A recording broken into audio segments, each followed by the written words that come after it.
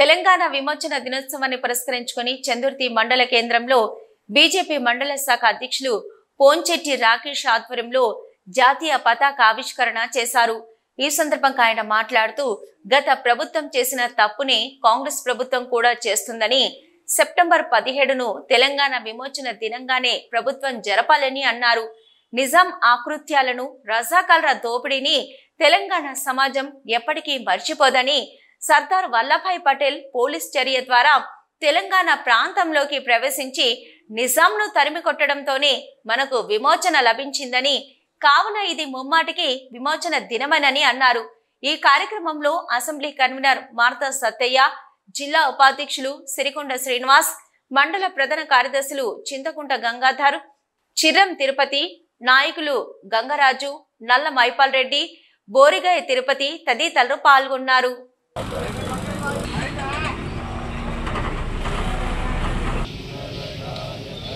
దీన్ని ఖచ్చితంగా విమోచన దినోత్సవంగానే మనం దీన్ని జరుపుకోవాలి తప్ప దానికి ఏదో తెరాస గవర్నమెంట్ ఉంటే ఆ ప్రభుత్వం వాళ్ళొక పేరు పెట్టడం, మరి నిన్న మొన్న ఇవాళ కాంగ్రెస్ పార్టీ వస్తే ఈ కాంగ్రెస్ వాళ్ళు వాళ్ళొక పేరు పెట్టడం, ఇదేది కూడా కాదు.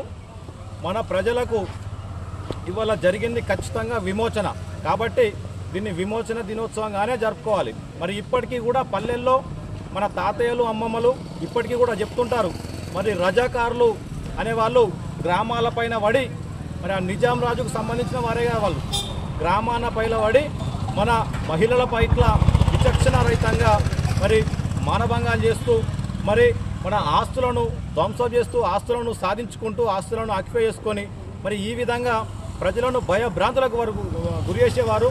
మరి వారి కబంధ హస్తం నుంచి మరి సర్దార్ వల్లభభాయ్ పటేల్ గారు సైనిక చర్య ద్వారా భారత ప్రభుత్వంలో మనల్ని భాగస్వామ్యం చేశారు.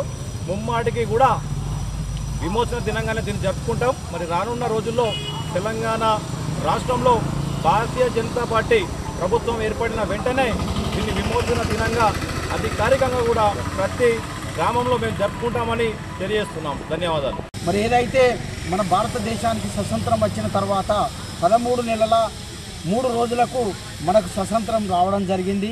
ఏదైతే సర్దార్ వల్లభాయ్ పటేల్ గారు చొరవతో ఈనాడు భారతదేశం అంతా మొత్తం ఒకే దేశంగా ఏర్పడి మరి ఏవైతే సంస్థానాలు ఉన్నాయో వాటినన్నింటినీ భారతదేశంలో కలపడం జరిగింది. విమోచన ఆ రోజు దొరికింది. మరి దీన్ని విమోచన దినోత్సవాన్ని జరుపుకోవాలి.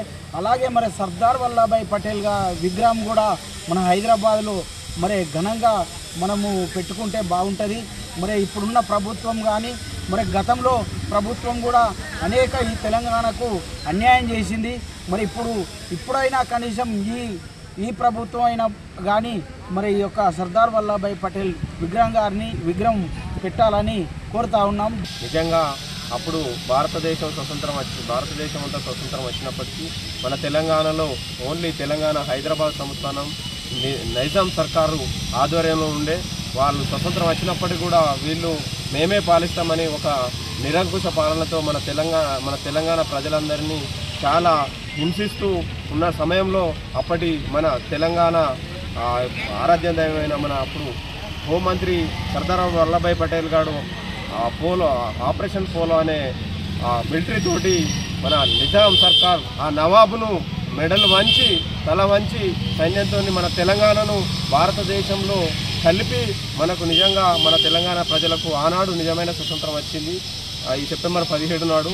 అందుకే మన ప్రభుత్వం వెంటనే మన అధికారికంగా ఈ విమోచన దినాన్ని ప్రకటించాలని డిమాండ్ చేస్తూ బీజేపీ సర్కారులో మన తెలంగాణ ఈ 17 సెప్టెంబర్ను అధికారికంగా 17 సెప్టెంబర్ను విమోచన దినంగా ప్రకటిస్తామని తెలియజేస్తూ ఈ అవకాశం ఇచ్చిన మా పార్టీ కార్యకర్తలకు ధన్యవాదాలు.